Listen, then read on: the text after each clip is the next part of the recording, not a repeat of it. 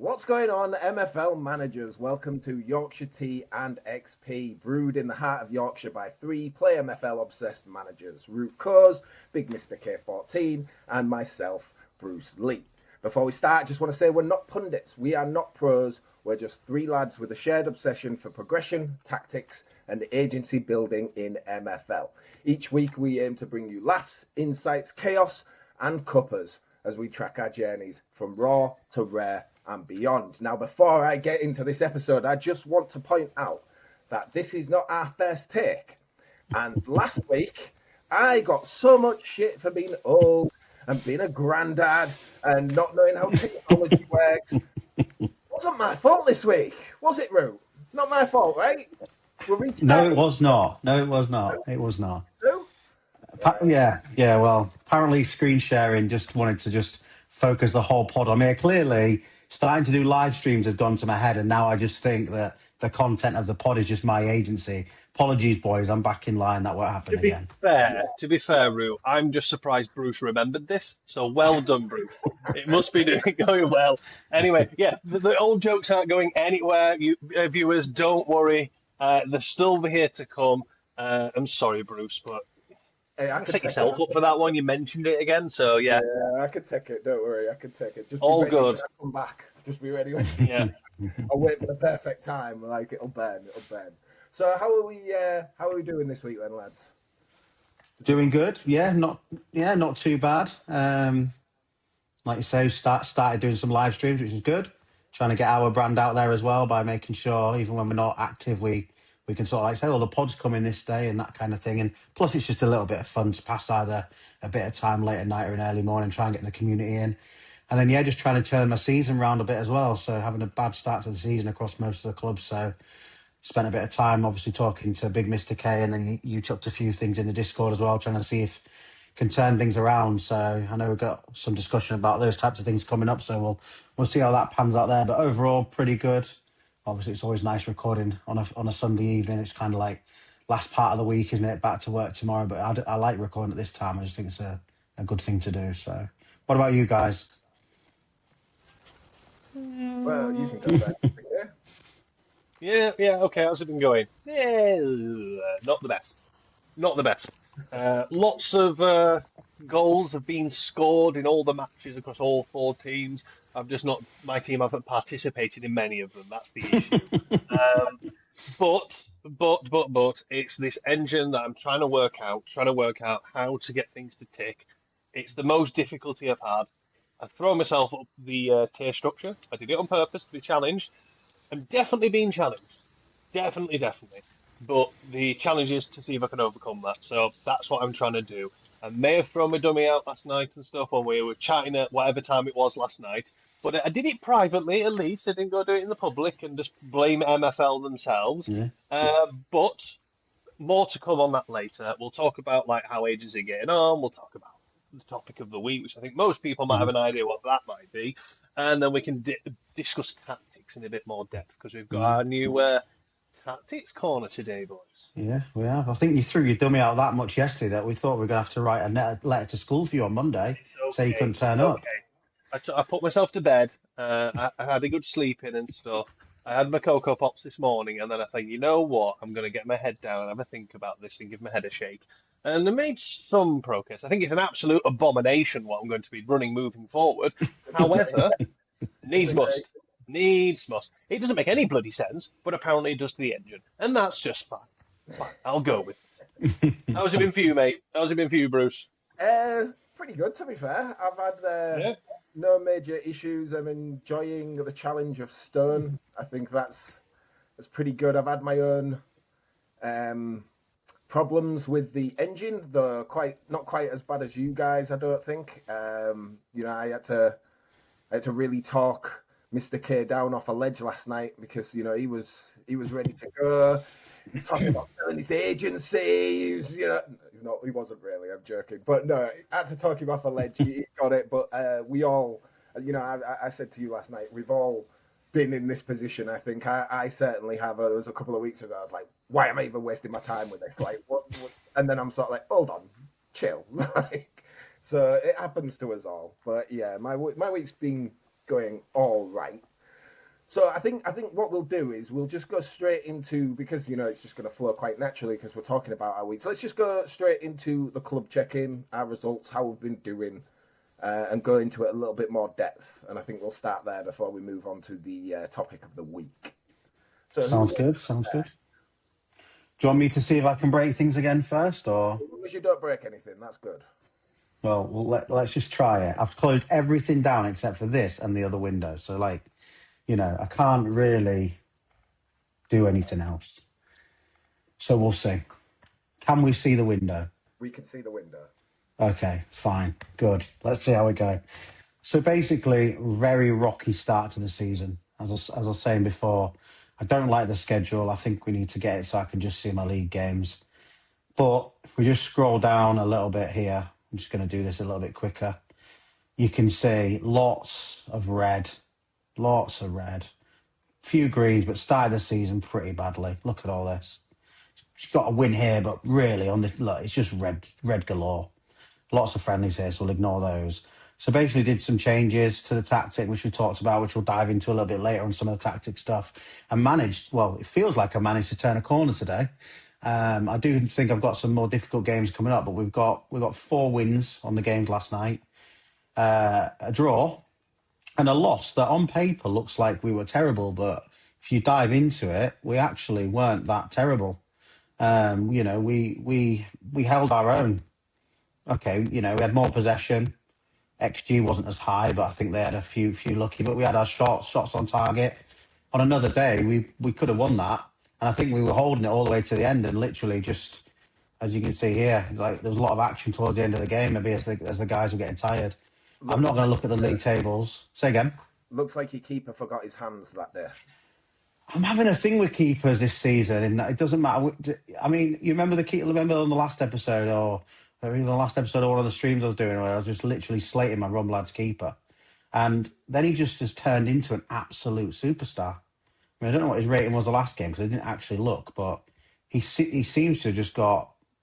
Well, he was actually crap, wasn't he? But he actually did well, so I don't understand how in that game he did really well. So I think he's turned a corner, but maybe he hasn't. I'm not going to do the league tables because they're just appalling. Basically, 6 teams and 6 teams up lower than what they're predicted to be. So that's fantastic. So it just makes a good challenge for the rest of the season, I guess. And I've stopped presenting, but has it stopped presenting? Not quite yet. Have you broken the podcast again? I don't know what's going on, lads. Oh my god. So, slight technical issue there. Root tried to break the podcast second time, so he's now been banned from sharing his screen. We'll see if we'll make that a mandatory requirement moving forward. Sorry. Totally fine. However, Bruce, I can go into share my agency if you like and give you all a bit of an update because I believe I can share screens, but this is how well my season's been going so far. So this is the sometimes maybe good, sometimes maybe shit. And it's been more shit than anything else. So we've got 4 clubs. Here's the Stone lads. Here they are. I will show the tables because I'm not scared. I don't run away from it. It is what it is. But they're not doing so well, considering shipping a lot of goals, which is not something I'm ever used to. You'll see up here the overall, but there was a nice pumping up here while I'm trying to work out how we're going to set up and how we're going to play. I'll go over to my next club, my Iron Club, the Keto Forest one that I'm looking after for Bosco. And again, I've had 2 drubbings in this one. I've had a 7-1 and I've had a 5-0. Now, I think last night's was just fair, whatever. I can't remember on this one. I think I've tried to get rid of it. No, we got absolutely stuffed. A 4-1-2-1-2 narrow. I don't think narrow formations work this year. I really, really don't. What did we try on this one? Let me move my camera. 4-1-2-1-2 wide. It really didn't go to plan again. Got absolutely stuff. I will say this team isn't the strongest sort of iron squad, and I inherited 11 players, which I never would have brought in, and I didn't have the backup to bring and not the rev share to work with. So it's going to be a struggle. I knew it was going to be a struggle, but usually I can make a team solid, and I've been struggling with that. Go on to my bronze team. Again, won the first game, lost 4-0. I got bold and tried a tactics. I wanted to try it in a real game. I tried the 4-1-4-1. It did not work. And then last night's game. How did the last? I think we got pumped in last night's game. I don't think we played well at all. Oh no, it's a fairly even game, roughly speaking. We weren't getting shots on target. Very solid. 4-4-3s are doing pretty well this year, especially attacking variation. The 4-1-2-1-2, since the engine update, I don't think works very well at all. Back to the drawing board then last night. And last night, the Silver Squad, we started the season absolutely splendidly, considering we're one of the weaker teams in the Silver Division, beating two top teams with our 4-1-3-2 tactic. Lost in our third game. It was a fair result. We weren't creating, and this tactic was all about basically being shithouses and trying to just not allow the opportunity the opponent to do anything and try and hit him on a counter. And then last night, again, we weren't creating anything, so it was the point of, okay, let's look into this now, because I felt like, in terms of strength of teams, 85, 84, 84 down there, ours 85, 82, 85. On paper, fairly even sort of squads, it just didn't work. This tactic needs a rethink. So that's what I've been diving into. I've been tactic testing galore. If I go to my agency, I think Jimbo's tried to play me recently because I think I played him and we managed to get the result there. But if I just go into recent matches, there's a lot of friendlies, lots and Wow. lots and lots, lots and lots. And I was Wow. supposed to go to bed last night, but I stayed up until gone midnight tactic testing still. So yeah, Man, that's where my crazy, agency is up to. So crazy, now crazy. is the moment of truth. I'm going to click stop sharing. Let's see what happens, shall we? Oh, Oh, look at wow. that! It stopped sharing. I'm so good at this technology thing. Um, Oh my God. Bruce, over to you, my friend. How's it been going for you? Okay, now are you watching, Root? This is how Grandad does it, right? You ready? You ready? Yeah, Look at this. ready. He's Oh my remembered what we've taught him, mate. Don't worry. wow! Look at that. So I'll start. Obviously, Oh I'll dear. show you the fortress because that's basically content for videos. So I don't really want to go through that.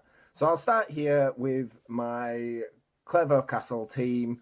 We are currently sitting in sixth, a mixed bag. Won the opening game 6-1. Then we lost 3-0. And then we've had two draws. This Cape Maroons, they're the team that I projected to finish first. So I'm not too upset about this. And then Nice. Cowan MFC Edinburgh, they are lower down than us. But as you can see, they seem to be set up to draw because they've drawn 3 of their games so far this season. I think this is going on to what you said, Mr. K, about narrow formations don't seem to be very strong. Is I've switched to a 4-1-2-1-2 narrow with this team, and yeah, it just doesn't seem. I mean, it seemed really strong on the first day, and then the engine just decided to change, and now it's not. So, so yeah. But the problem with this is I don't really care. Like this team can just do what it wants. Like, I could go in. There's part of me. There's this little voice in the back of my head saying, "Go and do some tactic testing. Go and fix this problem." And I'm just like, I just don't care because I'd rather test on my main team rather than waste time testing on this team that can do it. If they stay in Spark another season, I'm really not that bothered. So yeah, I'm just not gonna bother with that and just see how it goes for the rest of the season. And then we go to my main team here. We are currently second. First game of the season, we played SR Monkey, who's the host of The Ramble. This was an incredibly even game. Like, I think we just cancelled each other out here, if you can see the stats. Like, we were pretty damn close in there. Not a lot happened. I think there was like 2 or 3 highlights the entire game. We Wow. really did cancel each other out. Then we followed that up with a 4-2 win. We then drew 0-0 with this team, and as you can see, these guys, I would say I got fortressed by them because they were playing a 5-4-1, mega defensive team, and we just couldn't break through the massive, 5-man at the back. So that teaches me for using it myself. So it got used against me, and they got a 0-0 draw. And then last night, we won 3-1. The big problem I've got here is if I show you this, you'll see the first 4 messages. Look at this. Wow. First 3 games. Won that 3 days ago. Every single team got a red card. Every single one in all the games. And then last night, Randall Little got a red card. And what's really, really annoying about that is because obviously I run 17-man squad. I've only got 3 strikers. And this was his first game. He was supposed to play again tonight, so my Moskalenko could get a rest, but he's not around. So now I've got to play a guy at 92 fitness because he got sent off in his first game, which was highly annoying. But we play bottom of the league tonight in just a couple of hours, so I'm hoping that continues, and then we go into the cup, which. Yeah, I think seeing how much you get from the cup, I think I'm actually like promotion is my main goal, but seeing how much I get from the cup, I'm kind of like, well, I should really be going for the cup as well, shouldn't I? So I'm going to see how that goes. So yeah, we're doing all right. I'm quite happy with where I am. Sort of a slow start, not lost many games, so I'm quite happy with that. So basically, what you're saying is, I need to start listening to you for some tactic stuff as well. Then, Pretty so much, because yeah, pretty much, basically. yeah. But I think the key takeaway from that, and I know we'll dive into some stuff, is like a few of us have set up to do narrow. Literally every single one of my teams, they either need to play narrow or they're going to have to go to 4-3-1-2, which I know then the centre mids push out a little bit, but I'm still going to be stuck because I think in every one of my teams I've at least got one that is a dedicated CDM. So I can't get away from this 4-1-2-1-2 narrow until the transfer window where I could bring, say, 3 people in and maybe try and do something different. I'm in it. So I think I'm going to be doing a bit like what Big Mr. K did yesterday and through last night. I think that's going to be me because I need to turn it around. I mean, obviously I got them wins last night, but I'm not convinced. Obviously I don't know what the results are like tonight, but I still just think, I don't know, based on what we've all said here, and obviously you tried them tactics and they were working, and you tried a bit more against different teams and so on and put them in production, then they're not. Is there a way to get it to work? I don't know. I've sort of been having this sort of moral quandary with myself with my clubs and how the season started because I've always had the expectation that I want to succeed, I want to do well, I want to win. I mean, it's not competition really, but I suppose the sort of other bit that sort of leveled my head out this morning when sort of looking back at last night when I was just really peed off that I felt like I was wasting time doing Mm. all this prep work, whereas last time I could at least tell I might well put in more work than is necessary, but I can see some dividends for having done so, and seeing none this season is disheartening. It is, well, my objective, and I set it out in the last pod, stay in the division. That's Mm. what I was aiming to do. Is that just because of the start of the season? Does that mean it's not the cards now? It's still very much on the cards. Yeah. If is it worth rather than trying to blow up what you can run within your squad as a 17-man squad? Is it worth riding out the 4-1-2-1-2 narrow, finding out a system that does work, pick up the points where you can, stay and hold the divisions where you are, and you reset again in what 2.5, 3 weeks? Yeah, I think you're right because I think that's the point. I mean, I remember in the first pod I was saying Founders and Lowlands are just there to get progression. They're in Mhm. Flint. They're not even there to get promoted. Yeah, I'm sat here crying my eyes out when they're not getting a win and staying at the top of the league. But technically, if at the end of the season they were at the top of the league and they got promoted, I'd have a meltdown because they just don't need it. So yeah, I've got to just take the fact. But it's one of them, innit? We want to win. Yeah, We like to sing when we're it's a winning. We want to perspective. win. Yeah, And it's so more I of a think perspective piece. yeah, I think what would be I'd be fine if I could get Dockside Tigers winning and the Highways winning, who are the two that I want promotion. If I can get them winning, even when I'm like watching them back, if those clubs are getting those wins and I can sing along and I'm cheering those and the others aren't as much, I can probably take that. But at the minute, well, obviously until last night, everyone just wasn't winning. And then I just sort of like think, was last night a fluke? And obviously when I watch my games back, it'll be interesting to see. But I just think I'm going to, maybe that's what I have to do. Maybe I have to tactic test with those two clubs. Stop putting the effort in tactic testing all over. Just, they're the clubs I care about. Why am I bothering to tactic test down in the bottom in them other ones? Don't waste the time. Just maybe pick some time, get Dockside Tigers, which is the number one passion I've got, and just try and make them tick against lots of different formations and lots of different things. Get a list of teams that I want to go up against and just keep grinding it out. Because Okay. I think as well at the first game of the season, I won 8-2 in one of the teams at the bottom, and the game played absolutely brilliantly. And then they did a little patch update, which was just about goalkeepers, but then everything fell apart. And I'm like, okay, I think we everything touched on fell this last night apart. briefly, didn't we? Yeah, Yeah, we touched on this briefly last night because the delicacy of the match engine as it is, you tweak what they change one thing, mm, it will have a knock on. There will always be a knock on. They can't eradicate that. It's frustrating for users, and I get that. I really, really do. And like yourself, Root, you've really invested in your structure, thought about the agency, the progression within teams, and what sort of system you're going to stick to. And all it takes is that little tweak that just tips something the wrong side of the calculation for Yeah. you, and then you're playing catch up with it. Is there a solvable aspect to this? I think we'll come on to that probably because I don't want to Yeah. start Yeah. going Yeah. into our next topic too soon. But it is a very interesting one. What I will say last bit before I hand over to Bruce is there is definite, a game from last season, the ability to deploy a formation against a different formation and have an Mm. advantage over certain formations. The difficulty I've had, because I can see that on paper by looking at not my matches, because my teams are shit at the moment, but looking at other people's teams, I can see it, is it does still happen. You can still match up with your XY formation against Y, wins majority of the games because it's suited to countering or Yeah. putting more pressure on that particular formation. I just need to actually get some formations that work myself first, because moot point really. I think one last thing, so we'll get on with the agenda. I think on that point though is last season they locked in the match engine literally, was it a day or two before the season started? I'm not saying it was late, but it wasn't locked in super early. But this time it was locked in super early. Then the season started, and then we've tweaked it. And They did it we last didn't tweak season. it. Yeah. It was like 2 or 3 games in because I was doing a 3-5-2-B that was absolutely Right. glorious, 70% win rate, and then they just made some amendments because DMs were having issues, especially singular DMs. Okay. They were picking up a lot of reds and they were getting poor match ratings. They made the adjustments and suddenly the 3-5-2 capitulated. 3-5-2-B capitulated. 3-5-2 then started working. Singular DM formations started working again because there's a lot of them. There aren't many 2 DM formations.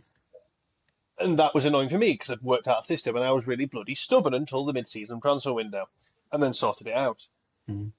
Interesting though, isn't it? Like patches being done while the season started when your teams are locked in. Yeah. I don't think it's intentional, and No. they'll say, we haven't made a change, but I mean, if you've done any sort of coding, you know that there's a butterfly effect. So they've changed, let's say, making sure the keepers kick it short when you give them the instructions to do so has no effect on the match engine whatsoever, no direct, but there'll be like slight little changes, that completely unintended changes that happen, because that happens all the time in coding. You'll change one like line and suddenly something else is broken when you've gone nowhere near it. And I think that's just the case of what's happened. They've made a little tweak and it's had a slightly thing that we'll notice because we're the users, we play it every day. So we're like, oh, one day it feels like this, one day it's feeling like this. And it's just, I mean, I don't know. I think some of the things they changed, the updated, were probably needed. You know what? I think we should probably go into the next topic. I think we should go into the Let's do it. We're going there anyway.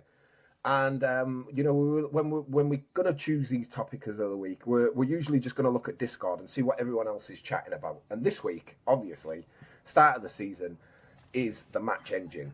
And I mean, I've got quite a few thoughts on it, but if anybody else wants to go first, before I weigh in, then by all means go ahead. I just wanted to pick up one thing on that calculation piece to sort of frame it, because you were absolutely right. When you say it last night, because I work in that field as well, I was like, it's just, I'm getting blinkered and I'm looking at it as in, I'm running a real world football team and I'm setting my team up.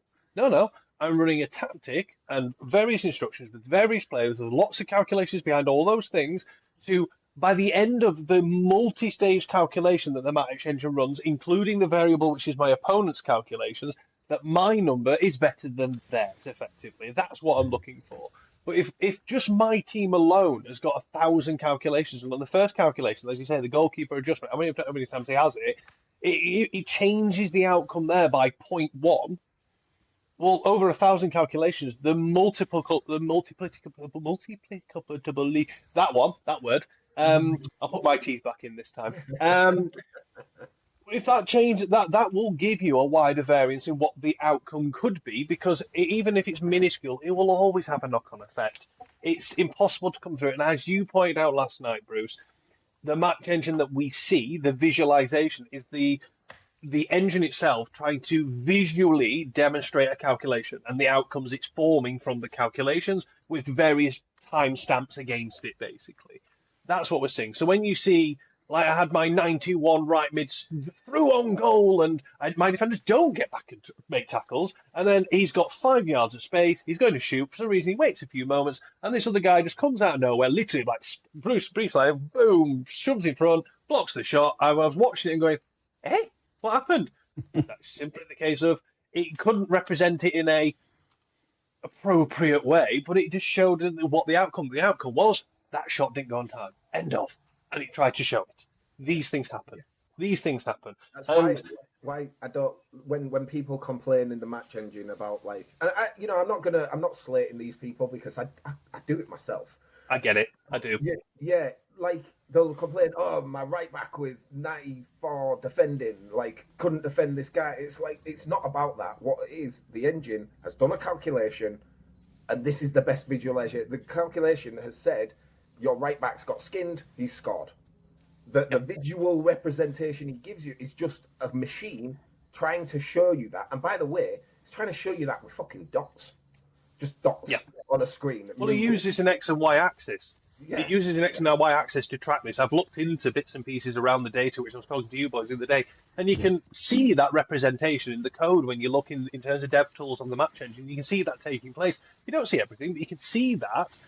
And as you say, we're trying to really look at the match engine, the visualization we see, and apply real world logic to it. And of course we are. We're immersed in it. We love it. We're really passionate about it. Yeah. Pragmatically, that's never going to be the case. You've got a massive studio in FM who've had to do a year's cancellation because their match engine that they went to move to was not up to scratch. And they've now released it this time. But they've been working on it for a sole year with, I argue, probably a bigger budget, probably a bigger team, and all these things. We just have to sort of say, well, what's reasonable expectations? I suppose that's where I want to sort of have the conversation around this. It's making sure that whatever people's expectations are they reasonable? Because people are investing time and effort and money into this. Well, I mean, just to use an example myself, like I've got a right back, 94 pace, and there was a goal I conceded where the left winger got it on the left wing. The right back was right there, and he just stood there, and the left winger just ran round him, barely moved, scored. Initially, I'm like, what the fuck? I've got a really high rated right back. Why hasn't he tackled him?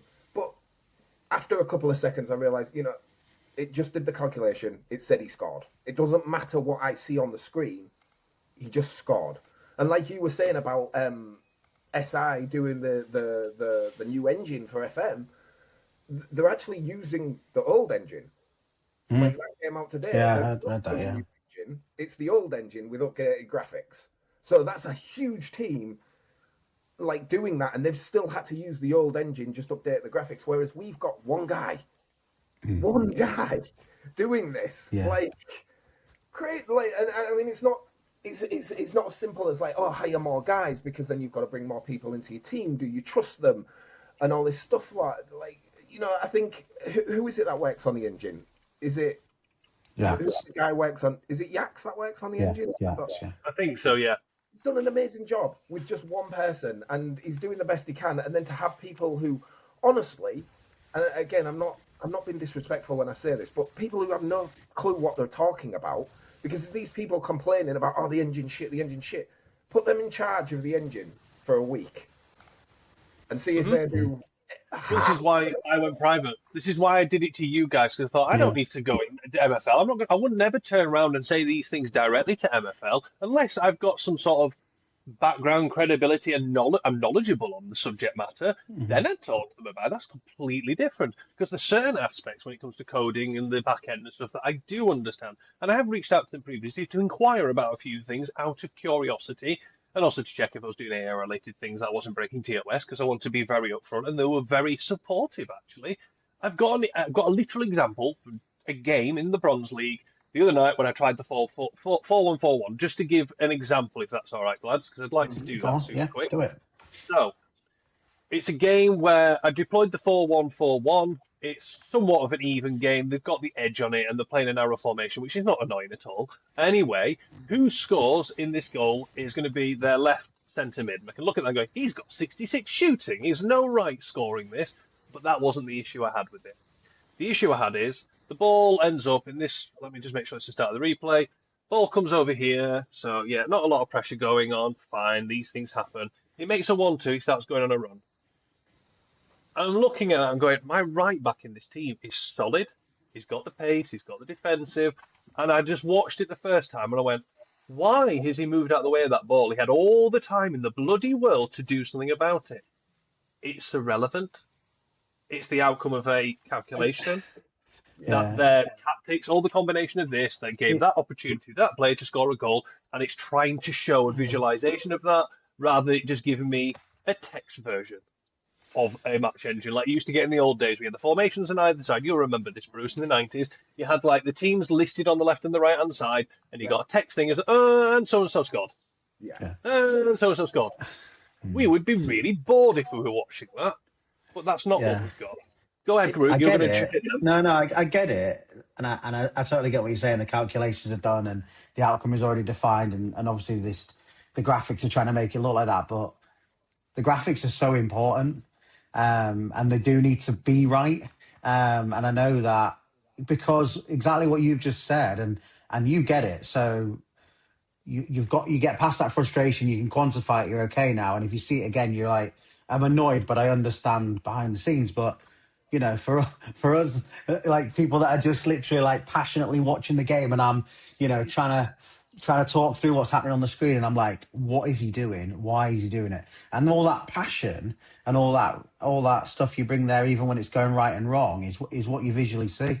And they have to connect somehow. I mean, I don't know how it is, but I know, like you said, I'm not a coder, I'm not a developer, so I'm not sure how those things work. But it has to still represent it somehow on the screen. Otherwise, you're right. You may as well just put text up. So it does have to do it, because if we're all stood there thinking our right back stepping out, or he's not very good, or he's underperforming, those things that you visually see, because that's all probably 95% of the player base can go on. They're thinking, I'm dropping that right back. I need to get rid of him. He needs to go. He's not very good. When technically, it could have been any other right back in the entire world, because it's an irrelevance, because the goal was going in anyway. Basically, is what you two guys are saying, because it's defined in the numbers and all that. Like I said, I'm trying not to say too much there, because I'm not an expert. I'm 0% expert in that. But it has to be right, because people will make decisions like I do. I've said it before with my goalie, haven't I? I mean, you'll have heard on one of the streams where I'm literally ranting at him and getting frustrated and getting really annoyed, literally on it, because of the fact that he's literally dropping balls and doing nothing and playing really bad. But what you're saying is the goal was going in regardless of that. Well, I totally get what you're saying. I totally understand it.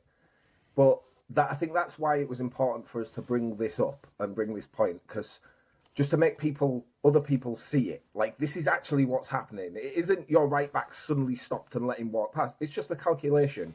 And the machine isn't advanced enough to say, if this was realistic, then we'd have seen the guy get the ball, he'd have done a skill move, he'd have nutmegged him or something, blazed past him, put the ball in the back of the net. But it's just dots.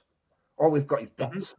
And it's, I mean, correct me if I'm wrong, but because I know this is before all of us, but it was only like November last season where they didn't even have the dots.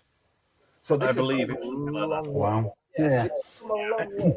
And I think eventually we'll get there, but right now there's one guy working on it. Yeah. And I No. imagine what it's like for Yaks working this hard to get something that is like, when you really just look at it, when we're not involved, when we're not playing in it, he's done an amazing job to get this far.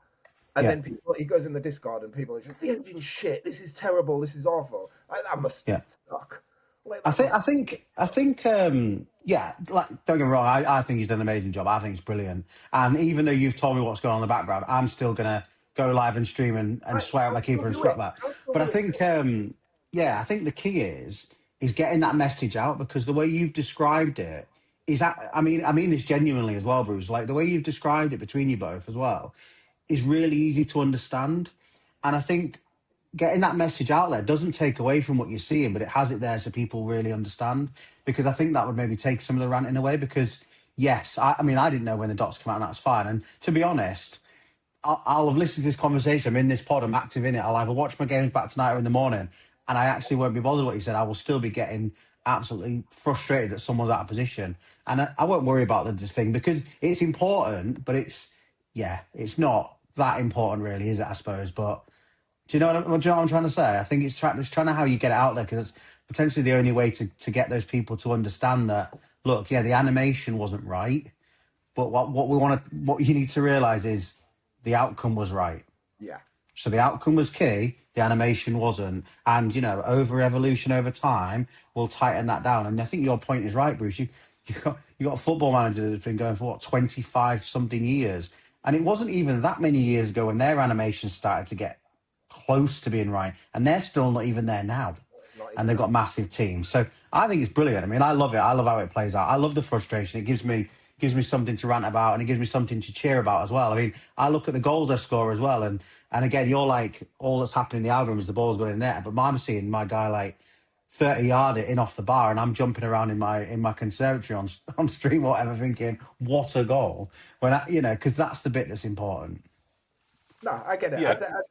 I think that's part of the reason the game is so good because we get so invested in that. Yeah. I think it's just people just need to realize this little bit of information that we've shared because when they go too far, when they get too angry about it, when they get too mad, it's like, just remember, it's just dots on a screen. It's just a machine calculating, and you can change your tactics to muck that calculation back in your favor. But based on the information it's being given, this is the result. The visualization doesn't really matter in terms of the result or what's happened. But yeah, like you said, it is important because it does make it makes it good. Like I said, I do the same thing. I go, why the fuck hasn't he finished that from 3 yards out? Like, why? But it's just a dot on a screen. Like, yeah. The example I wanted to show is the one I mentioned earlier, and I'll just come on to a point I just wanted to add because it was the one where I was like, "Oh, this is the one where I've got this logic doesn't make any sense. How dare that happen?" Ball goes through. The guy's got 91 pace or something daft.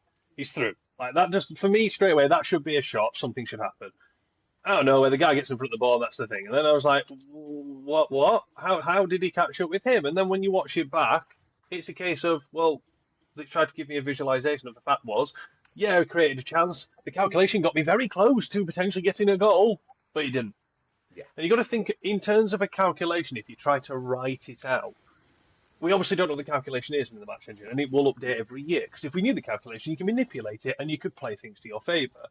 Every formation, every player, every team instruction, every individual instruction, every single player on the pitch, all of those things, my calculation against my opponent's calculation, which has the better outcome, that is the match engine. And then you've also got to bear in mind, they've added variance in there. It's in the white paper. I'm sure it's up to 20% match variance. Now, again, small sample size, I feel like the match variance from my tactic testing friendlies to this, to this, to that, I feel like it's a bit higher than 20%, but you need a massive sample size because the variance could literally be weighted more heavily to the negative 20% because my calculation, the numbers I'm putting into the calculation are crap. For whatever factor. Yeah. But I don't know what the factors are. That's finding the right formation, the right tactic, the right individual instructions against the oppositions to get the more favourable outcome. And then, well, like the team I'm playing tonight in silver, help, comparatively to my silver team, because they're all like high ultimates. They're all 86, 87, 88, 89. I think there's a 90 in there. I think our best player is 86, the one of them. We've got a few 85s, a few 84s, and 83s and stuff. It's fine. Like, realistically, should I expect to win that game? No. Does my tactical way of thinking about MFL and how good I think I can be think it's a reasonable expectation to win? Yes, absolutely. Why the fuck not? Is it likely to happen? No, but it could happen because I could have a better input into my calculation for my team comparative to my opponents. They've got an advantage because some of their base numbers are going to be higher. But then there's loads more going on. But we're all invested, we're all passionate. Go ahead. Are you seeing a lot more high-scoring games as well now? Mine are just crazy high this for season. My opponents, very much so. I just meant generally in a match. I just meant generally in a match. I told you what to do to fix it, and you insist on ignoring me. Bruce, I'm literally working on that right now. That I'm clicking that button. fine. It's fine. You can do it, boys. I've tested it. In certain formations, I do think it works. Yeah. Absolutely. In certain ones, it doesn't. Because of certain factors, limitations with my team, I don't think it works for my setup. But I think if you've got the right players in certain roles or certain attributes for players in certain roles, again, I do try and play. I can't help but try and apply logic and ignore everything I've just been talking about. We've been talking about for the last 10 minutes. I can't help myself but do that. What I'm seeing, the engine is telling me in terms of what it's visually giving me, is that was creating more problems by getting the defence to clear the ball often than it wasn't. So, but would I Yeah. see visualization of, whoa, you cleared the ball really well there, guys. Well done. Let's show them this. Probably not, unless I'm going to watch the entirety of the match. And I ain't doing that. Not with the amount of friendlies I run. The last thing I wanted to say, boys, was we're all emotionally invested in this. We're all passionate. And I was there last night. I got pissed off. How you conduct yourself and communicate that frustration is the key part to this.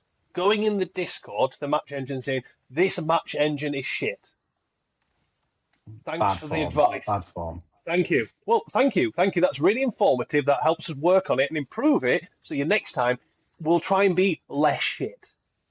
Specifics, examples, reasonable expectations, and be receptive to the fact that actually MFL doesn't have to cater the game to me, nor you as an individual.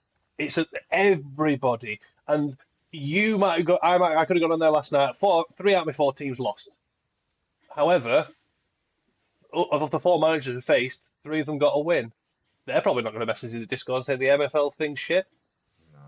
It's just how you got to construct yourself. You've got to think about these things. Yeah. And I think some people are just too. I think a lot of communities around MFL. I think some people are like, I just don't go in it anymore because it's just not. It's just a negative space, and people are being that way inclined. And I've seen you wading in a few times, Bruce, with your pearls of wisdom, I'll try. calming everyone down. You do. A very calming voice. I think the bigger Yes. any game gets, you're going to get people like that. I mean, we don't want it, we don't need it, but you're going to get it. I think, and I think it's like really interesting just listening to you there because you've gone, there's all these decisions that are already made and then they're visually done. And at the end, it's like, we all come back to what we see. We all come back to what you see because that's how the brain is. So we can all understand the calculation, but the moment your right back steps out, that's it, you're losing your shit straight off the bat. I do think there's a there's a point we should really talk on, and they have just. I know before someone did the calculations in Discord, and I can't remember what it was, but it's like the total different variants you can get for like your tactics, individual tactics, your opponent's tactics. There's like millions of different variations like that can go in, and that was before they added attacking tendency.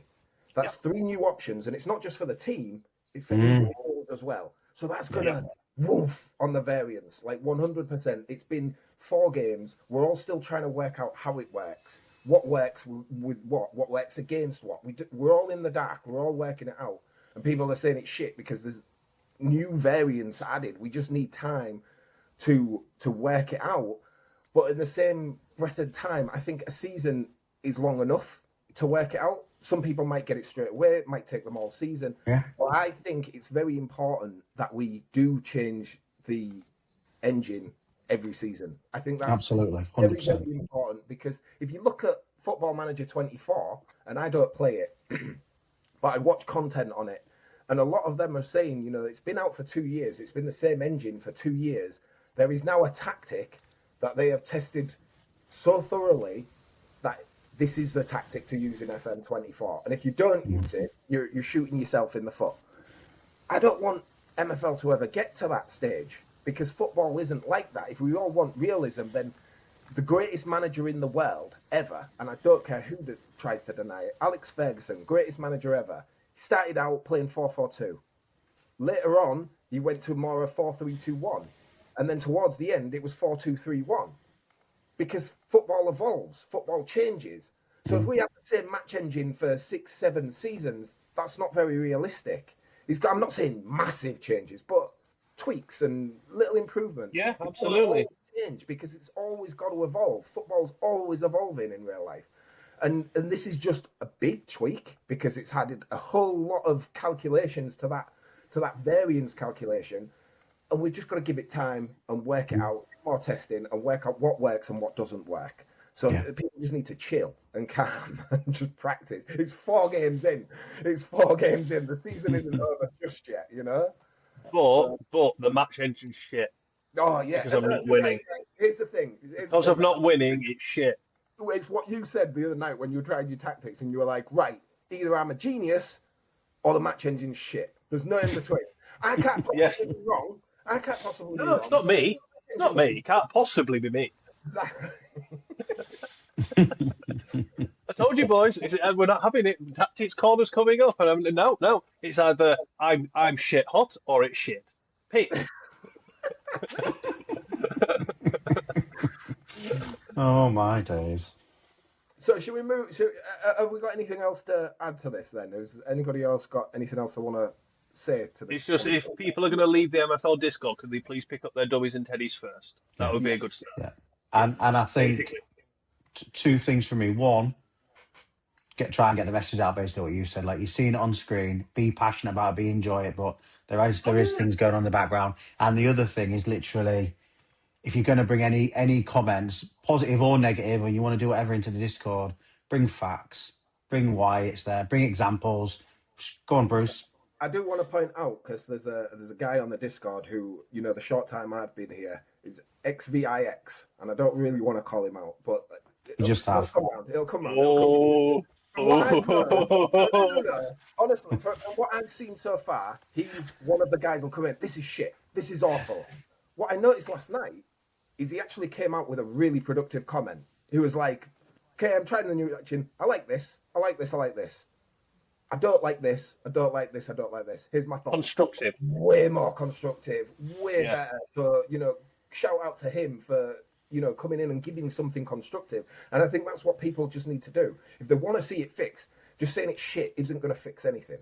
Like, it's really not. You've got to give some constructive feedback. Like, I think this can be improved. I don't like this, etc. And that's exactly what XVIX said last night. You know, it was a really... I did notice it, and I wanted to mention it because it was completely different to everything I've seen from him so far. So, slight shade, but positivity at the same time. I like how you did that. He's done, you know... That's a massive improvement from what I saw last night. So Agreed. I'd agree. Yeah. But I stand by the fact I'm not shit. None of us are. That's what I'm saying. I'm not shit. I'm not. No. So we're on the subject of tactics. Shall we slip into the tactics corner? Yeah. Let's do it. This is a weekly section we're going to do where we'll choose a certain formation, and then we'll do a deep dive into it, each of us with our own take on this formation. And I think for the future ones, we're going to ask in the comments for people to suggest a formation. But for this one, we started out 4-1-4-1. And we've all been testing it, we've been looking at it, we've all got our own takes on it. And we just want to do a quick deep dive into the tactics. Hopefully it'll help you guys out as well who are watching. So who wants to go first? I'll say Mr. K, because when we talked about it, he says he wanted them to play like Leeds. So I'm interested to see how shit he's made his team. Great, yeah. Can we qualify which year, which era, and then that's more accurate depiction. Let's go for it, though. I'm happy to show and talk about. If you boys, obviously you want me to show yours, Root, because you can't be trusted with doing so. To be fair, I haven't done any testing on it because I literally have no left mids and right mids. So I've had to bail on this one. So this one's all about you. And I swear it's not because you mentioned the Leeds comment and I went anti-doing it. It literally is an impossibility. But you two boys will easily make up for it. I'll still chip my 2 penneth into whatever you say. Don't worry. Yeah, no worries. If I try to do Hull, what I'd have to do is basically refuse to show up as the owner, basically, and refuse to put any money behind it. Yeah. Then I can do the Hull tactic. Nice. Anywho, shade thrown. I'll go on to the team instructions first. I'm very much of the opinion that control doesn't work in any formation. I just don't. I very much think balanced and direct. The only formation I think control can work in is like your 4-2-3-1s. Gives you a bit of narrowness in the middle and stuff like that. That is just where I'm at. I put cross more often on this one, and I have tested with having sort of 25% additional width.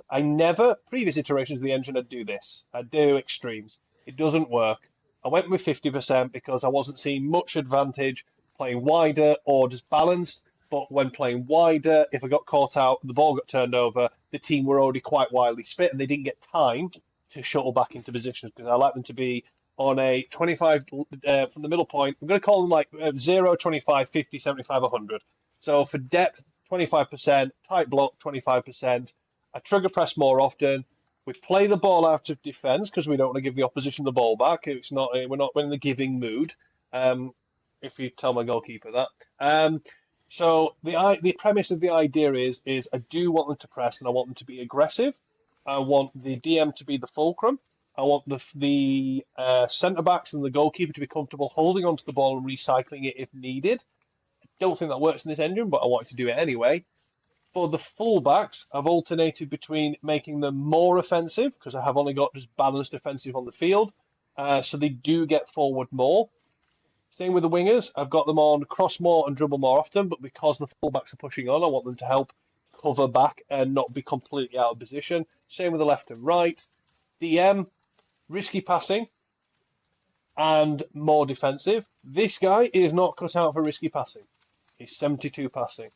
But it's the only DM I had in this team, and this was the one I wanted to play around with because it's the league license, so I was going to do it regardless. And what I found here is the ball's being recycled, the ball gets here, he's the one looking for these diagonals that will go out to the wing, because what I want to be doing is getting bodies on the left and the right around this half of the field, the final third, getting hold of the ball, and then we've got runners going in because I want the ball being crossed in or being put in behind the defence time and time again. Striker's got nothing on him because he's the only striker. I wanted it basically to be fairly default, as it were. I think where I might vary from you guys is my CMs are more offensive. I want them up here. I want them as soon as we're getting the ball and we're trying to go direct, they're breaking. So we end up with a 3, a 2 on the wide. These guys coming up a bit further, so it basically turns into a bank of 2, 3, 2, 2, 1 is where I'm going with it. In terms of outcomes, I'll be honest, I can't be arsed going back through and looking at all the results because I tested this over 24 hours ago, and the amount of friendlies I've played since then will be here all bloody day looking into my friendlies and scrolling back through here. That's not one of the 4141. But what I would say is when I did the calculation, it came out about 46% win rate. It had about a just shy of 40% loss rate. It's shit or bust. Didn't get many draws. There were goals at either end. We could blow teams out. We could get blown out because we can get caught out and counted if the ball was turned over. But that's how I set mine up. I wanted it to be exciting. So it's what I went with. Whether it'll work long term and whether I deploy it again, I used it in one match. And and this is before I'd finished all my tweaking. It didn't work against a 4-1-2-1-2 because they broke quickly on us and they were creating chances time and time again. So yeah, the proof will be in the pudding of actually getting it to work long term. But I do like the idea of the 4-1-4-1 because it's your Bielsa leads. But yeah, whether it can be successful in a match engine iteration, I've spoken to people. I speak to Kev quite a lot about tactics. He's a great bloke, and if you don't speak to him, you should. And he's advocated in some cases this season for the 4-1-4-1. I don't think how I set it up is the optimum way. I think whatever Bruce is going to show us in the second is, because he's the tactical genius in the room. He's got decades of experience doing this. So hand over to you now, mate. Cool. Just before you hand over, Kev has asked or suggested about coming on the pod as well. So I think he's keen to talk tactics with us. Yeah, we'd so, love to have him on. If we arrange that and get him in for a tactics corner as well, because everyone knows there's a tactic. If we decide a tactic, we get the viewers to suggest a tactic, and then we tell him like, "Hey, you'll come in," and he can be part of this as well. I think. Does Root have to take part that week, or can he just bring a sick note again? He can just bring a sick note again if he wants, you know. Come on, guys. I've got no wingers or wide players. I'm all in on the narrow. There's 3 formations I can play, and that is literally it. You could have tried to turn the 4-1-2-1 of the 4-1-4-1 into a 4-1-2-1-2 narrow. You could have tried through tactical instructions. They would have been awful, you wingers, but you could have tried. All right, boys. I don't have anything to say. Just do your homework next week. That's all we're saying. Do your homework. I will go into this, and it's really interesting what you said about how you don't think controlled works on this on this engine, because that's very interesting, and I'll show you why in a sec. So when I take a formation, the first thing I do is I look at what its strengths are, like on paper, what's its strengths and what's its weaknesses. Now, obviously, for the 4-1-4-1, it's got a great defensive structure. It's got lots of bodies in the middle of midfield, and one of its big weaknesses is the striker up top, who can get very isolated. So I wanted to accentuate the positives and hide the negatives as best I can. So what I did was I went into controlled. And my reason for going into controlled is I don't want the striker to be up on his own. I do have a fast striker. I could probably do it, but I didn't want him to be up there on his own. I want chances. I want them to work the ball into the box so that the chances they do get are very good chances, and hopefully they'll score. They're high XG. So this is why I've put take less long shots off. I've put it cross less often, dribble less often. I want the players to work the ball into the box. I did start originally on 75%, and we'll talk about this when we come into the results. I started on 75% when we decided to do this. And the first day, I seemed to get it immediately. Results were great in all the friendlies I ran. Then the next day, it was the exact opposite. So I had to tweak a little bit to make it work again, and doing that was just bringing the width down to the middle. Over here, for the defensive, we kept the team block in the mid. I didn't think a low block would be very beneficial. I've got decent speed centre backs, but I want them to be very, very compact so that there is absolutely no way they can get through in the middle of the pitch. You know, we've got plenty of bodies in the middle. We've got that DM just taking up that space here between the midfield and the defence. We've got these two central midfielders. I just wanted that to be so congested that if you want to attack, you're going to have to go out wide.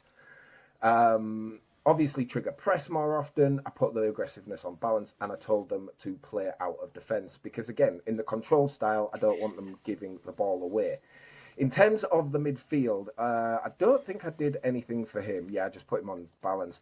With the defenders, I told them to stay low and low positional freedom and to be more defensive. I did that on both of them. With the DM, I told him to do the same, but I also told him to pass direct because he's got this 84 passing.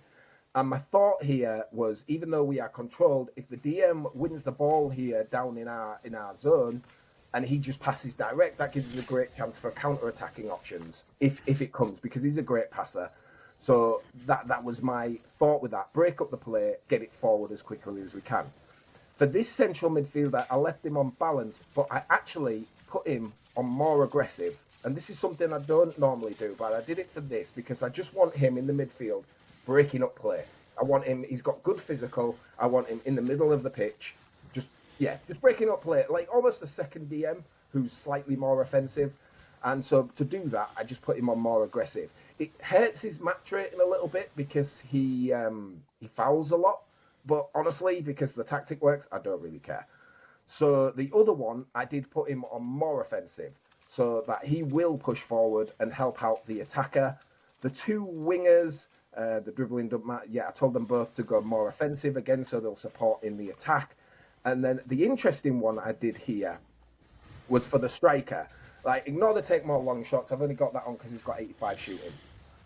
Put him on more offensive, and I told him to positional freedom high. And now we know that the way we used to work out, if we want our fast strikers to make a run behind the defence, we put them on high.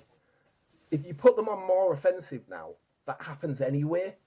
So you don't really need this to get them to make those runs in behind. But what it does do is it works the other way. Like, not only will they make the runs in behind, but they'll also drop deep. And usually when someone drops deep out of their position, someone else will fill in. So it'll either be the wide players or this attacking midfielder. They will move into that position, which, again, like I said, working the ball into the box, it will help because it's keeping him not isolated, because he will try to look to go back up to the striker. But if the midfielder's gone on to fill the space he left, he'll stay there, and then he'll come up, and then I've got two people in the box rather than just one. So that was my thinking behind that, and we will go into the results because I'll show you. Ignore these first ones. Where is it? Just bear in mind as well, I do friendlies against iron teams and very strong stone teams because I don't think there's any point padding it and doing it against weaker sides. But the first iteration was these 3 games here. And as you can see, 3 wins, no problem. The next day came along and suddenly it stopped working. And we had these results, these results, these results, these results. So that's when I started tweaking. And it was here when I eventually got to where I'm at now. And as you can see, the results all look good. Like I said, these are either iron or very strong stone sides that I'm beating here.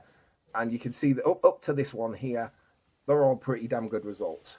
So I would say I think it was quite a success, and yeah, controlled does work, but I think I'll agree with you in certain formations. I think there's some formations where it's just not suited for it. But I think 4-1-4-1, 4-1-4-1, in order to make sure that a striker isn't isolated, I think it's ideal for this. It works really well.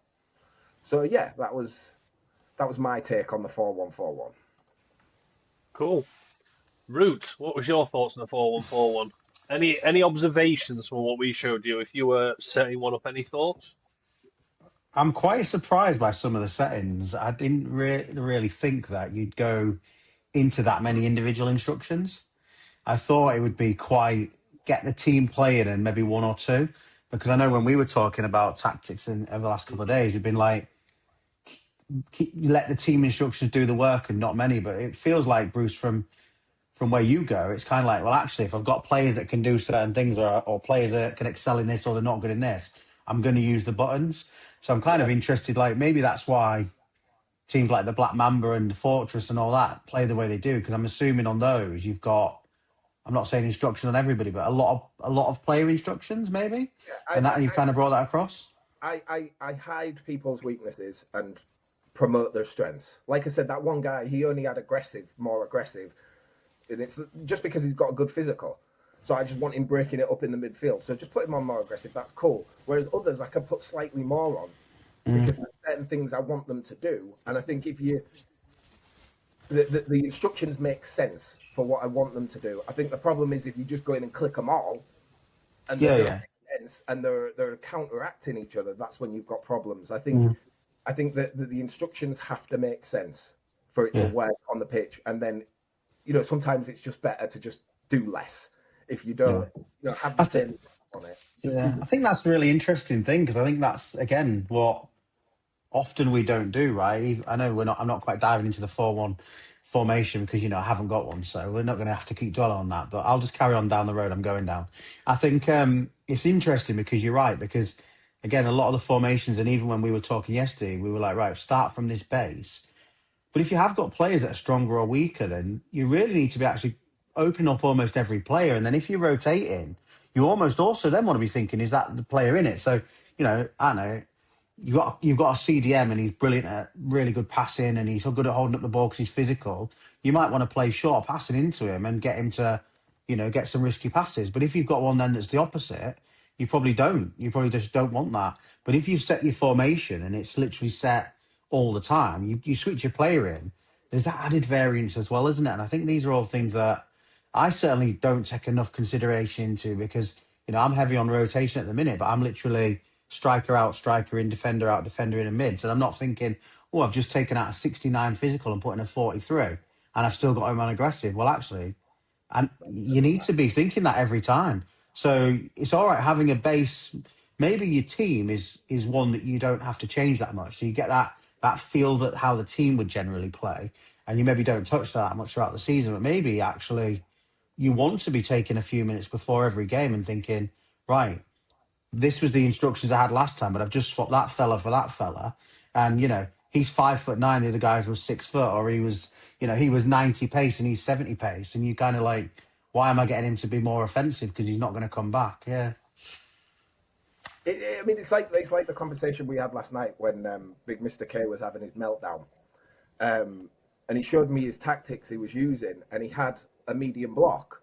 And then he showed me the stats for his 2 centre-backs, and one centre-back was perfect, but then he had another one at 63 pace in the Bronze League, and it's like, that's too slow for this league, so you're going to have to bring it down just to suit him, because that's why you're conceding so many goals. Like, you've got to look at the players' stats and do they suit this? Because that DM, like I said, I had him on direct passing because he's got 84 passing. If I put in another DM, I might take that off because he's got less passing. He's not as good as passing. He won't be as good for that counter-attacking ball that I'm looking for. So I'll have to take it off, and that'll change other things. So yeah, you've really got to look at the individual stats rather than the overall for people. But most people know that. Most people watching that should know that. But for the few that don't. Cool. So we're done there. Okay. Yeah. So let's go to our absolute favourite part of MFL, and that's the player progression, is the spotlight. We introduced everyone to a few players that we all like. And just wondering, with the games gone, a week of games almost, have we had any movement? Is anybody new popped up that's suddenly just gone on a rocket?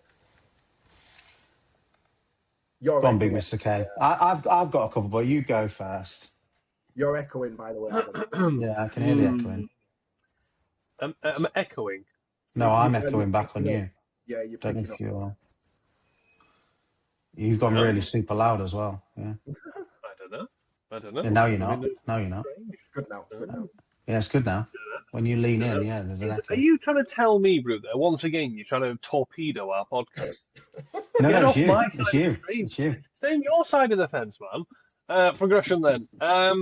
It's not been last season. More players. Lots of different players, new people to the game. I did quite an age of the overhaul. Not a load of progression. Those in the dev center are starting to pick up development points, which is nice because I've not seen it all that much so far. Including a guy that I said last week, I did the lottery roll of buying him for $1 or something, and he was 39 rated. Sorry, 38 rated. He's now 39 rated, and he's picked up 3 attributes, and he's whacking him in the dev center for, I think it was 120 MFL for 4 seasons. He's 19. Something might happen with him. I just like having it for a bit of extra. The striker that I mentioned about progression, he's gone up another +1. He's now up to 70. He's picked up 1 dribbling, 1 physical, and all importantly, as I've mentioned on my Twitter post previously, you pray for it, the development gods listen, and they still give you striker a defensive increase, which is perfect. Exactly what we're after. But other than that, I think my 81 rated centre-back picked up 1 extra in his dribbling, so he went up 1 overall. Don't know why my centre-back's going up in rating, because he got a dribbling, but there you go. But that's the other tick over. Hold on. Have you noticed that dribbling is, I would say, it's the most useless stat, honestly. But if you look at the overall weights in the white paper, every single position requires dribbling for their overall, which is really interesting. Yeah, interesting. Like every single one. So, yeah. I mean, this centre-back in particular, he's 82 rated now. He's got 77 pace. He's got 58 dribbling, so that's probably why he's now 82. He's got 91 defensive and 71 physical. So the attributes that are needing work are the physical and, in theory, the pace. I don't think pace is everything, but it is an important one because his defending is so high. But yeah, not a massive amount of movement just as of yet. It is early in the season. The XP needs to start accruing. We also have not had the best results, so match ratings have taken a bit of a hit. So that's also another factor in that.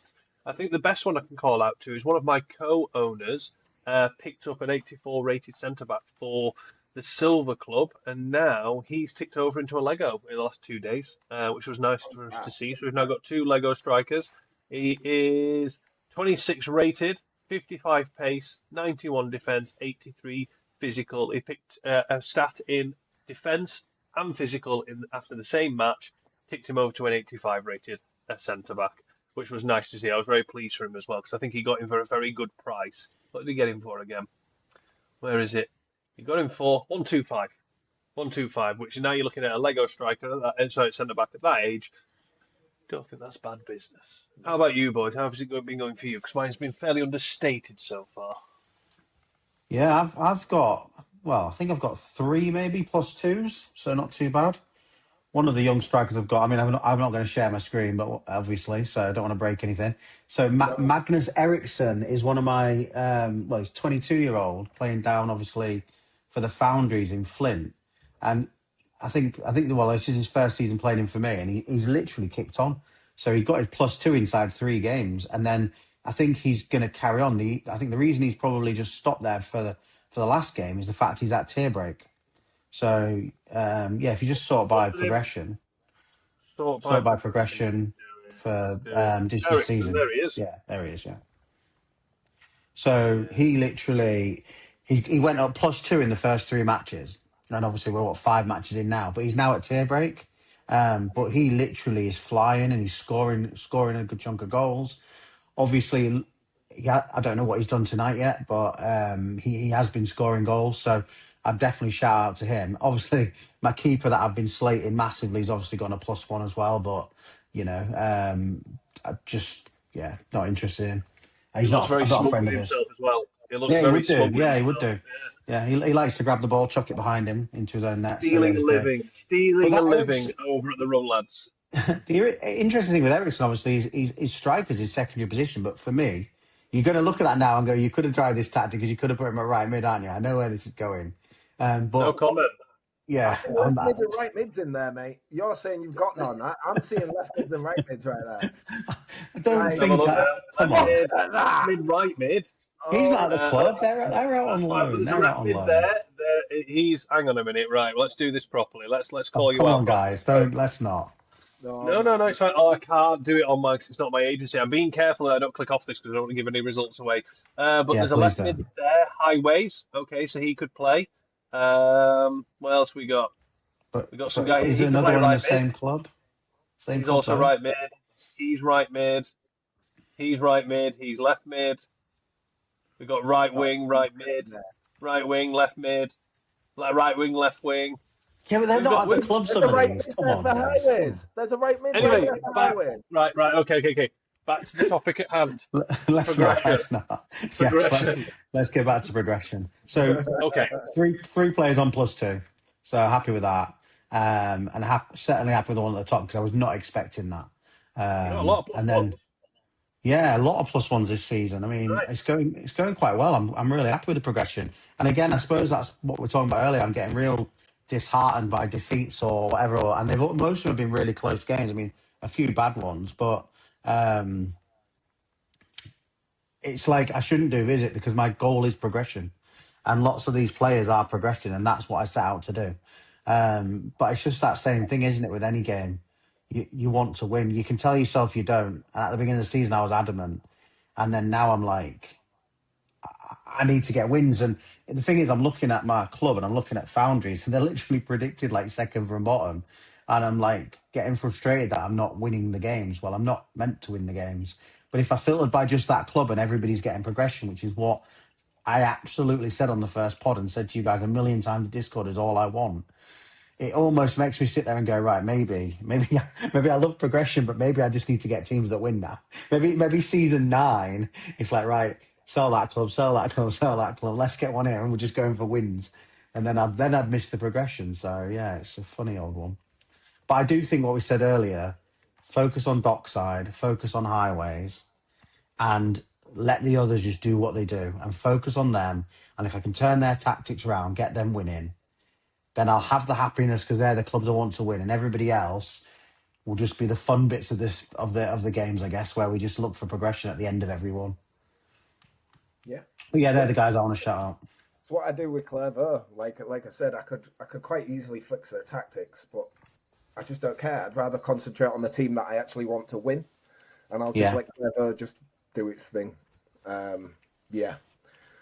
So for my progression, I will share my screen because I have something very exciting, and I'm very happy about it. Nice. So I introduced you to this guy last episode, Finn Sandberg, and we are 4 games in. And look at the +2 in shooting isn't exactly ideal, but +1 in pace, +1 in dribbling, +1 in defense, all great for his overall. Yeah. And he's already up to an 81. And I seriously think, again, we've got to put into that now, he is the highest rated, other than my right back, he's the highest rated guy in the team. So he's not going to be getting the best progression. He might take a minus or two from the training progression, and he's also playing in stone, and yet he's still going up. I honestly think I might have a Lego on my hands here, guys. So I'm getting a bit giddy about that. I'm going to see how it goes because it might just stop now. But he's getting progression seemingly every day. He's just getting a +1 here, +1 there, and yeah, I really think I might have my first Lego on my hands there. A couple of the other guys I mentioned was Will Barrett. He's not moved really, other than a +1 in shooting, which isn't ideal. Haman didn't move. Halvard Grand, he's still not moved at all, wherever he is, if I can find him. 67, Halvard Grand, yeah, there he is. He's still not moved, even though he's absolutely killing it in Spark. But other than that, odd +1s here, guys that I don't honestly really care about. This guy got a +1 in passing. He was someone I got in one of my packs. He was a 63. He's already gone up to a 64. He's now on tier jail, so I'll be interested to see where he goes. But other than that, it's just that centre-back that I've really got my eyes on because, yeah, my first Lego would be very, very nice. I'd be very happy with that, and it seems that's where he's heading for. So, yeah. Nice. Let's see. Let's hope he gets it. Maybe he'll get it before the season's out. Do you think? Do you think there's a good chance of that if he keeps going that way? At the rate he's going, like I said, it's not as if he's not in the perfect condition for his training, which is, some managers will hate me for it, but he's still going up. So to me, that says, that, he's progressing really well. Imagine what he'd be like if he was in ideal position, in ideal conditions. So yeah, I think I don't know if he'll hit Lego by the end of the season, but about 82, 83, I'd be more than happy with that. I'll loan him in, mate. I can bring him into my bronze team mid-season if needed. To be fair, I might have to, if he starts going up too fast, then yeah, because I want him to hit Lego. So there's going to be a point where it's like, okay, maybe I need to get him out of my agency and playing in a team that he's supposed to be playing in just to get I think it's an interesting one to consider, really, as you start getting these sort of outlier players, these good players. Is it worth potentially holding them back a bit for that tiny uplift it can give you with a team, or is it worth getting them out on loan for a reasonable rep share, basically, but prioritising game time and making sure he's getting that consistent progression, as much XP as possible, so hopefully it benefits you in the long run. Yeah. Okay, so I think that will lead straight into our final topic, which is our weekly topic of common to rare, or further, or higher. I messed Or it more. up. Or more. Or more. There we go. Or more. There we go. You messed up the jingle, but we'll get there. Yeah, I messed it up. It's my first week. Hosting. Sorry. So I think we should start with you, Mr. K, because you took the most boring route. So we should get that out of the way. You could tell us what he's done in the development centre and how he's. It's a short one. Yeah. Nil point. Nil point. Nothing has happened. He's been very consistent. But yeah, a week in the dev centre now, and nothing has happened as of yet. I'm not surprised. He's got to build up XP, so that's totally fine. Even in dev centre now for this season alone, I've got 2+1s of the players in there, of which I've got. Let's have a quick head count. I think there's about 12. Yeah, 12 players. There's 2+1s in terms of overall. We've got 3 players who've got an increase, 1 in stat increase in shooting. 2 players with improvements in passing, a +2 and a +1, 1 in a dribbling, and 1 as a +2 at physical. I've got a right back, centre back who's 18 years old who had last season in there, and he got 1 stat increase, and he's picked up 3 so far this season. I'm seeing it as a bit of an experiment with these players that I wouldn't do anything with anyway, and they're all super young. See what happens. But yeah, nothing to write home about. Okay. So, Root, your guy, you put him in one of your teams, right? And obviously your team's outperforming well. So, has he been playing any games? Is it he had played one of the first few games in his rotation. I think he's due to. I don't know if he's due to play tonight. I don't know whether we can even bring him up in case it gives something away. But I do know when he played because I made some notes on my notes ready for tonight. He played one game and he'd been a fundamental part of that game. He was absolutely crap. He got a 5.3 rating, and we got demolished 3-0. And he kept stepping out of position, which clearly isn't his fault because it's whatever's going on in the background. No, let's not go back to that. No, he got 5.3. I actually think, because I obviously watched the game clearly as I should. I actually didn't think he was that bad. What he was doing, which I was finding quite interesting, is he was stepping into the middle of the park. He was almost doing inverted fullback, and I have no idea why he was doing Well, that. he's right-footed. He's right-footed, right? Yes, So yeah, he is. maybe he naturally does that because Yeah. he's got to go on his favoured foot. Yeah, and he literally was stepping into the centre of the park, which I've not seen with any of my fullbacks before. They're normally, down on hugging the line and trying to get a cross in. But he was stepping in the middle, like you say, not great, no progression on him or anything as yet. But he has played one game.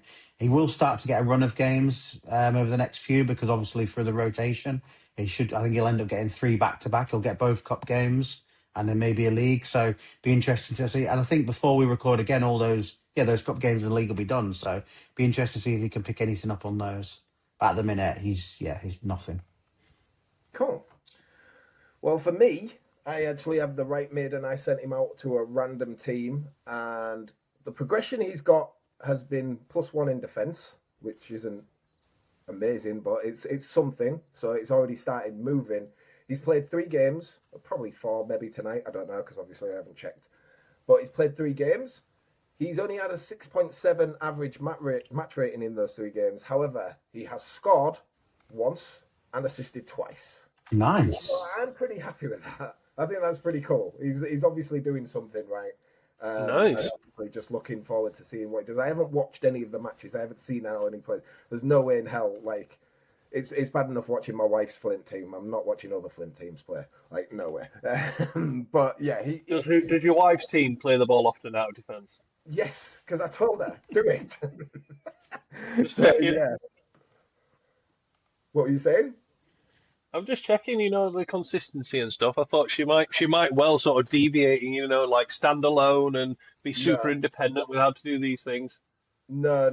She's I've got a tactics video out, so I was like, you've got to listen to what I'm saying. She's like, I don't know what I'm doing. I'm like, watch my video. If you don't know how to do tactics after watching that video, I've done the wrong thing. That content shit. But she's doing well, so she's listened to me, and she's doing pretty well. I haven't seen her result tonight, but she's doing pretty well. So yeah, my guy, he's doing pretty well. He seems to be the most successful so far then out of the 3 of us. Yeah, definitely. I think getting those results as well in the games he's got, was it, say 2 assists and 1 goal or 2 goals? Yeah, 2 assists, 1 goal. And that's what you want from that position. So I think you've done well sending him out. I mean, yeah. And he's got some +1s, so he's the only one that's done anything. Yes. So clearly at the moment, week 1, you're winning 1-0 to you, 1-0. If that's how we're playing this, I don't know. We did say some sort of mini league, some sort of thing, and keep it going each week. Who had the best week, and tally it up at the end. So clearly, you absolutely are winning. Victory. I'll take it. Victory for you. Okay. It's fine. I'm playing the long game. I'll win in 4 seasons. That's also, as it should happen, also the same narrative for my actual clubs as well. Cool. So I think we've got through everything here. So it's probably time to wrap up. Like we said earlier in the Tactics Corner, for our next Tactics Corner, we want you guys, the viewers, to choose which formation we test. Please bear in mind that Root doesn't have. Well, he's a liar. Actually, forget what I said. They're not all in my clubs. They're not all in my clubs. Okay, yeah. Root's not going to gaslight you into choosing a formation he wants. You pick the formation, we'll make do. If someone can't play that, they can just give us their thoughts from looking at ours and considerations. Yes, there we go. So I tell you what. Sorry, Bruce. After this performance, it doesn't matter what the formation is. I'm putting players in it, and I'm running it out. So that is what I'm going to do, because I am a team player, and literally I can't just get battered every week from you two like this. Technical difficulties, not even trusting the tactic. I mean, good job on making the graphics and doing the tweeting and all that kind of stuff to pull some weight there, isn't it? My God. Yeah, it's about time. But anyway, like Bruce got it in the neck last week, you're getting it in the neck this week, so don't worry, boys. I'll come with my thick skin on next week, and you can roast me for some reason. Just have a look at Yeah. how my teams are getting on. You'll have plenty of ammunition. I just wanted to add something before you wrapped it up, though, Bruce. It was just that we have had a lot of questions from the community, like posted in for us to consider and discuss.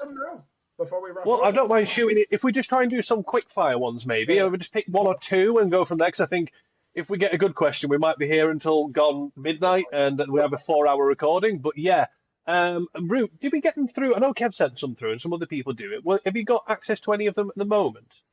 Just a couple of the best ones that we can answer quickly, that we're not going to sit here and... May I just share with you why I've been fairly distracted something? It's just the fact that my new tactics have just performed miracles because I've just drawn a game 2-2 against a team who is far stronger than I. 80, 78, 79, and my boys wiping the floor with a 73, 70, and a 75. Nice. Good Love result. it. Love it. We should have won. We should have won. I don't care about this down here because they had 2 tap-ins. We should have won. We had chances. Like the average XD per shot is what I'm going with. Higher number. Anywhoozy. Anyway, if we've got any questions, though, in particular, want to fire through, we'll just fire through, though. We'll just do a quick fire, couple of minutes? Well, yeah, I had lots of questions around the engine, which we've covered. So hopefully everybody that's sent some question around the engines and the likes and dislikes. I think that's one of the that's one of the reasons we put that in there. One of the one of the questions was about a UK meetup. So would we all be interested in doing a UK meetup? Yeah. And where would we want that to be? Leeds. So no. I was about to say, lads, we're in Yorkshire. We're all I'm not living in Yorkshire, but we're all Yorkshire lads. So where are we going to suggest? I would say, if we're going to go anywhere, we're looking for the middle of the UK in some capacity, wherever you call the middle ground, and then then we can just have a fight over whether it should be the north side or the south side of the border, basically, on that one. I think at the Paris meetup, everybody there wanted Manchester, is what the feedback I got. Chill with that. And then obviously I'd kind of fed back already a couple of things about just doing it more central, like the Birmingham area and stuff like that, which is really central. Yeah, Anywhere where train travel's easy and planes are easy. Yes. Birmingham is more central. However, I live in Birmingham and it's a shithole. So I wouldn't subject anyone to that. Manchester is obviously a little bit more north, but it'd be a great location. But I'm gonna say travel routes are good. Yeah. I'd say Newcastle. I know we're talking very north opposite, but Newcastle's a great night out. Really friendly vibe. Good travel links. Might be a shout. I think it's interesting. Well, we've kind of covered this as well. What's your favourite tactical style, and would you implement it at any cost? I think quite clearly I would. Winning one. That's quite clear. A winning one. That's my tactical just style. A winning one. Favourite player from the agencies? I think we did a bit of that last week, and I think if you want a quick fire, have you got a name off the top of your head? Favourite player? If I go for this season, I think I'll go with this season. That I think I've enjoyed what I'm seeing for this guy. I'll go for my striker in stone. He scored tonight, Miku, brand new player, 75 rated, 23 years old. I like the way he's sort of shaping out as a bit of a striker. Hopefully he progresses. Perfect. Bruce? So for me, it used to be Victor Pedrosa, who, when we had cartoons, like cartoon pictures, Victor Pedrosa was my guy. He had, big Brazilian dude, nice tan skin, blonde man bun, big Viking beard. He looked an absolute baller. He's my picture on my Discord. However, with the new AI, he came out and he's just lost all his aura. Like, completely lost it. He's just some Brazilian kid now. So he's lost all his aura. He doesn't even perform on the pitch anymore. So I'm probably going to say Edward Santos. Nice. He's definitely my guy. He's left mid, right mid cam. He's pushing on for retirement. He's 30. It's going to be a sad day, but he has been a great servant to the clubs that I've had him in. He's been unreal. Definitely my favourite player at the minute while he's still playing. So yeah, Edward Santos for me. Nice. My favourite player, 21-year-old. I actually got him from Big Mr. K, to be fair, is... Which one? Benedetto. I don't know how to say his first name, but it's Marchese. He's a left back, 21. Oh, the left back. Yeah, he looked good. Dockside Tigers. He is unbelievable. As I said, he was very consistent. Yeah, we're not winning very much at the minute, but the way he's playing in those games, I mean, I ran some friendlies. In one of the friendlies, he just decided to rock up with two wonder goals from like 20 yards out in top bins. It was just brilliant. And yeah, I just love watching him. So if anything, if I'm going to go back to the tactics board and start messing around, and back to what you said, Bruce, and it's got me thinking, look at him. And if his stats are he's pacey, he can get forward, he can take a shot, well, don't be scared to get him running forward. Get him forward taking a shot. Why am I holding him back? Because actually he's done that himself, which is probably against what the tactics saying. But really, if I embrace it, maybe I'll get more from him. But then I'm already getting. So Well, I I think mean, that's for me. compare it to real life and Jack Grealish. Look at Jack Grealish at Man City. Mm.